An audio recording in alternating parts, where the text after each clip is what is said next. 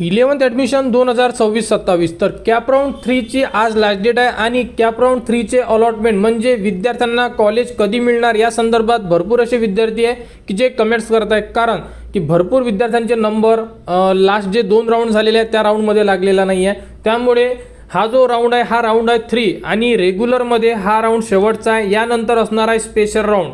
ठीक आहे, तर यामध्ये जे ॲडमिशन शेड्यूल दिलेलं आहे कॅप राऊंड 3चं त्यानुसार विद्यार्थ्यांना जे कॉलेजेस मिळणार आहे बघू शकता। तर विद्यार्थ्यांना कॉलेज मिळणार आहे 23 तारखेला। ठीक आहे, तर 23 तारखेला सकाळी 10 वाजता तुम्हाला साईडवर सुद्धा तुम्ही चेक करू शकता किंवा SMS द्वारे सुद्धा तुम्हाला संपूर्ण माहिती येऊन जाणार की 23 तारखेला तुम्हाला कॉलेज मिळालेलं आहे किंवा नाही, या संदर्भात संपूर्ण अपडेट आपल्याला 23 तारखेला उपलब्ध करून देण्यात येणार आहे आणि तिथून तुम्ही 23 ते 25 मध्ये ॲडमिशन घेऊ शकता।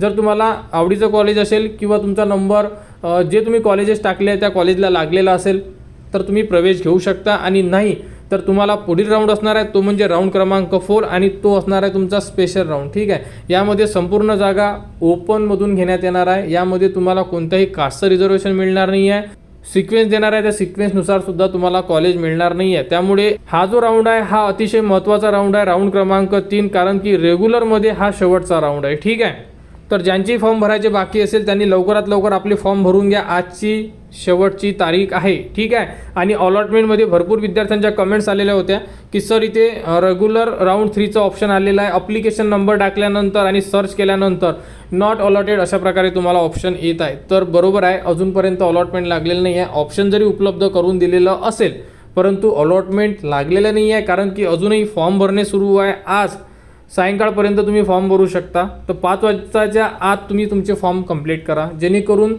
साईट व्यवस्थित असते आणि तुमचे फॉर्म भरले गेले पाहिजे। तर आज सायंकाळी 5 वाजेपर्यंत तुम्ही तुमचे फॉर्म कंप्लीट अँड लॉक असणं गरजेचं आहे। आपण संपूर्ण व्हिडिओमध्ये सांगितलेलं आहे, फॉर्म भरण्याचा व्हिडिओ या व्हिडिओच्या डिस्क्रिप्शनमध्ये दिलेला आहे। त्यामुळे फॉर्म भरल्यानंतर मेन पेजवर जाऊन चेक करा की कॅप राऊंडचा जो फॉर्म आहे तो कंप्लीट अँड लॉक आहे का, तो असणं गरजेचं आहे। तो असेल तरच तुमचा नंबर येणाऱ्या राऊंडमध्ये लागणार आहे, म्हणजे राऊंड क्रमांक 3 मध्ये, आणि तिथे जर इनकम्प्लीट असेल तर तुमचा नंबर या राऊंडमध्ये सुद्धा लागणार नाही आहे। ठीक आहे, तर अलॉटमेंट चेक करण्यासाठी तुम्हाला अलॉटमेंट लिस्टला क्लिक करून रेग्युलर राऊंड 3 येऊन जाणार, अप्लिकेशन नंबर टाका, सर्च टाका, असं केल्याने तुम्ही तुमचे अलॉटमेंट चेक करू शकता। परंतु कधी 23 तारखेला सकाळी 10 वाजता। ओके, आणि जे तुमचे स्पेशल राऊंड होणार आता त्याबद्दलची संपूर्ण माहिती तुम्हाला आपल्या चॅनलवर देण्यात येणार।